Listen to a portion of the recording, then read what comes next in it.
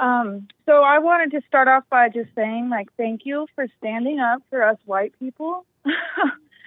Do you have anger?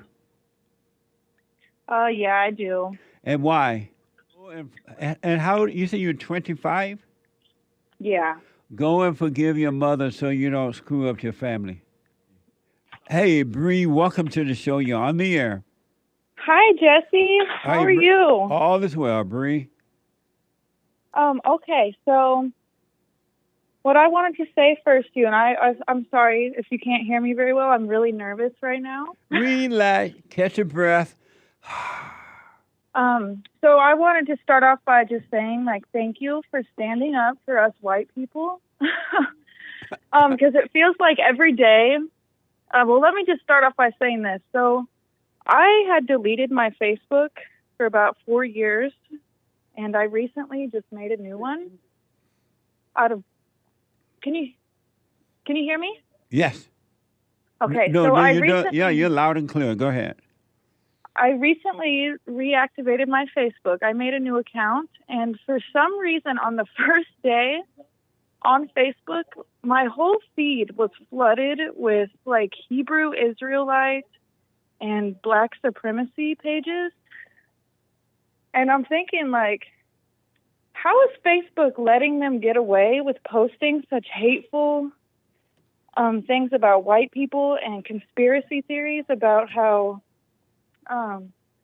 Black people are the real Egyptians, they are the real Jews, they are the real Native Americans. They essentially push conspiracy theories saying that they are the original people, like, of everything, and that white people are aliens, like we're not native to Earth. And so I just, it's concerning to me that there's a double standard to the point where, like, if a white person were to say something mildly racist on the internet, bam, the comments deleted, you're banned from Facebook for a week. But they allow everyone else to constantly push hate towards white people, and it's okay. Like, it's celebrated. Like, why do you think that is? Well, number one, I want to say that you're welcome about standing up for white, but I'm not just standing up for whites. I'm trying to push all human beings back, point all human beings back to the Father. And it's just when I was growing up, I never imagined that white people in their own country, this country was founded and created by white people with the help of God. And I never imagined growing up that white people would be so afraid that they would put name calling and material things before what's right, before the country, right? And so Mm-hmm. I'm just stunned to see that. And so I'm trying to encourage all people to drop the anger so they can overcome the fear. But I Yeah. do understand what you're saying. And And I never thought, oh, I'm sorry. no, and what was your question again? It was that, and I wanted to say Oh, that I remember. I'm young. I'm only 25. I was born in 99, and I grew up in a pretty diverse area. So I went to school, with white kids, black kids, lots of refugees, Hispanics, Somalians. And there was never, ever a problem with racism. Like, everybody got along. Yeah. Sure, like, kids might have teased each other with, like, racial stereotype jokes, but it was like as soon as, it was, I guess, around the time of George Floyd dying, it was like a total cultural shift in our society, and now it's like people are pretending like we've never got along. And racism is this huge problem. I just don't. Well, they are doing it because the whites won't speak up and the whites are afraid. And as a result, the enemies of white people are gone out of control. And this thing about racism started with the so-called civil rights movement. And they did it because they wanted to control the blacks. They wanted to be the black leaders, and they wanted to control the blacks. So they made up the word racism. And white people backed down, and they've been getting away with it. No such thing as racism. Can you hold, Bree? I sure can. Hold on for me. The last thing I wanted to say, I was wondering if I could read something out loud to you that somebody said to me. Okay. On Facebook, because it blows my mind that, like if I say, like, for example, I called someone like disgusting for doing OnlyFans, and then my comment was deleted and I was banned for hate speech for a week. But this person said this to me because I made a comment saying that I don't think it's fair for her to be upset about a Asian woman saying the N-word while she was singing a song. I said, it doesn't make sense for you guys to be upset about that when the song was made by a black person for everyone. And they say it all the time. So then her response to me, this is everything that she called me. And then, of course, the comment is still there. So this is what she called me. I was called a cracker, a fentanyl ferret, a junkie, snow bunny, gringo, honky, mayonnaise monkey, snowflake. I have sex with my cousins, my uncles, my animals, and I'm a school shooter. And then she told me to kill myself. And the comment's still there. So it's just mind-blowing that the double standard, and it makes me wonder if this is being done on purpose to, like, further divide us. I don't know. It's just mind-blowing. Bree, it is 100% done on purpose. They want to divide and conquer. As long as they can keep the blacks and the whites mad at each other, arguing at each other about nothing, and for no reason, they can divide and conquer. If whites and the blacks ever realize they're being used by the so-called civil rights leaders and the government and the people who want to destroy America, if the blacks ever catch on that they've been lied to and they're being used, this thing will be over. But it's truly for a divide and conquer reason, and that reason only. And these people are evil that are doing that, but you're absolutely right. How did you feel when you read those things about you? It didn't really hurt my feelings because, like, I don't get offended by words like that. It really just offended me that it's okay for her to say that to a white person, but if I were to say, like, if I say the N-word while singing a song, I deserve to have my ass beat, and I'm the worst person in the world. It's just, it concerns me. That's how it made me feel concerned. But you have the older white people to thank for that because they never stood up, and they have, ever since the so-called civil rights movement, which was the worst thing that ever happened to the blacks, by the way, this other than abortion, the civil rights movement was the worst thing ever happened to the blacks.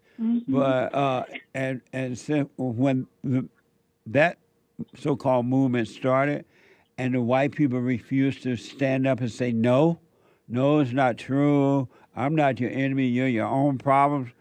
It's just gotten worse. It gave blacks permission, and not all blacks, but most, permission to blame someone else, to hate white people, and blame someone else for being losers. So you have the older white people to think about. To blame for it. Let me ask, do you have anger? Yeah, I do. And why? Well, I know why, because I've listened to your show so much, but because I have a lot of resentment for my mom and my father, but mostly my mother, because we basically just have never gotten along. And have you? I needed my... You needed what? I'm sorry. You needed what? I said that we've never gotten along, and I needed my dad around, and he wasn't there, which wasn't her fault per se, but she did tell me and my siblings that, our dad didn't love us and all that. So that really screwed with me as a child. Yeah. Which is the root of my resentment for her, I guess. And so if you've heard some of my show, why haven't you gone and forgiven her? Well, I actually, 2 years ago, I did. We actually sat down and had a conversation, but I didn't really forgive her because, lately, the resentment has been coming back, and we argue a lot, and we just, it feels like we don't love each other most times. Y'all don't. But, because anyone that has anger don't have love. They do not have love. That phony feeling of love is not love. That comes from anger. But why don't you forgive her? Because just as that anger is controlling you, it controlling her. You got it from her. She got it from her mother. why haven't you gone and say, hey, I'm sorry for resenting you. I realize now you can't help yourself, so you can get over that and deal with her in the right way? Well, mostly because of like that part you say there of like how our parents didn't know any better. Right. It's hard for me to grasp that they didn't know any better because I am a mother myself. And the things that, my mother said and did to me as a child, I can't imagine doing those things to my children in a million years.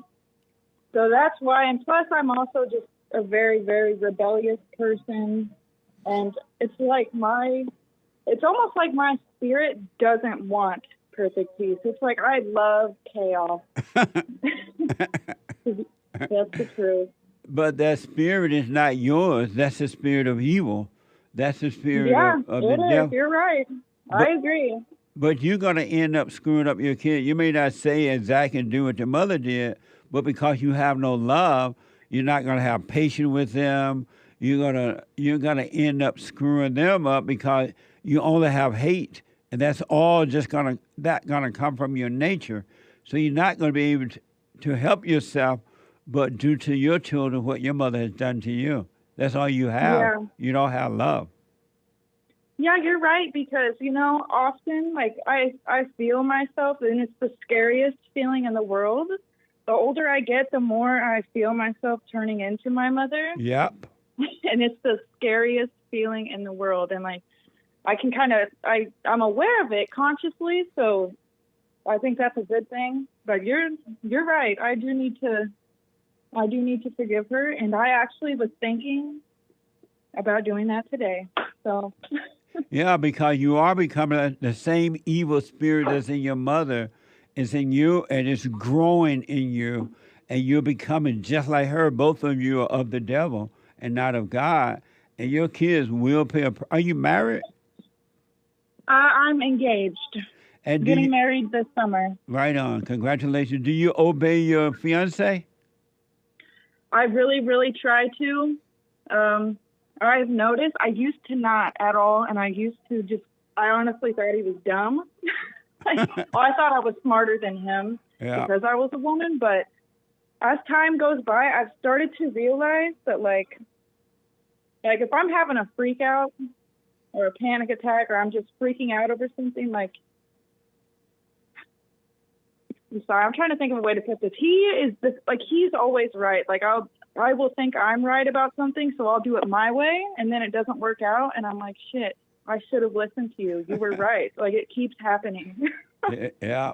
Well, your mother put your father through the same thing. Yeah. It's hard for me to let him take the lead because all of my life I've watched the women in my life be the leader and be the sole breadwinners and the head of the house, never the men. So it's just hard for me to do that. Go and how you say you're 25? Yeah. Go and forgive your mother so you don't screw up your family. Okay, I'll do that.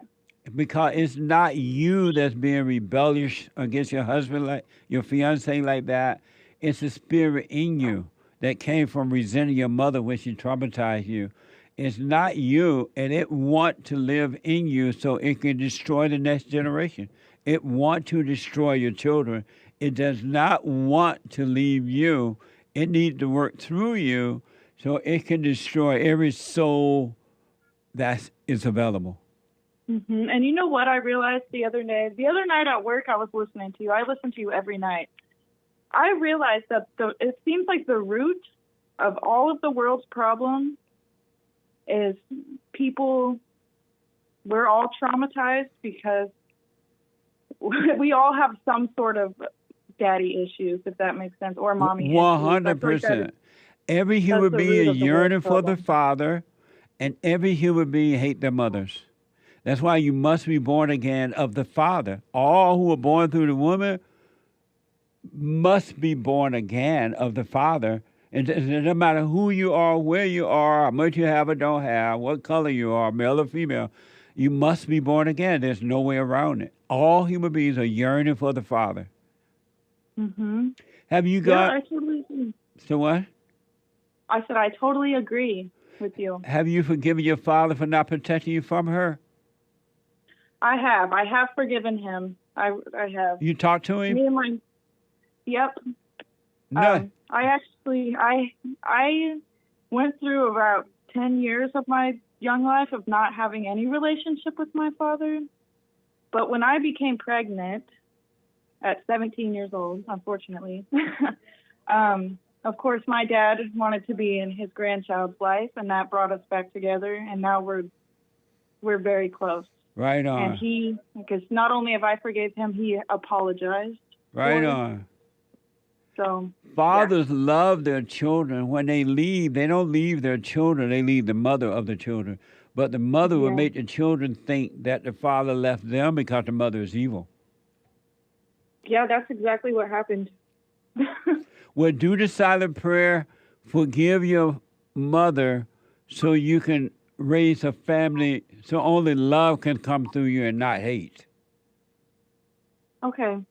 I'm gonna think really hard about that, and I'm going to get that done. I really need to. Yeah. Let me know how it goes. I wish you well. I will. All right. Thank you, Jesse. You have a great day. You too. Amazing. Amazing. Bye now.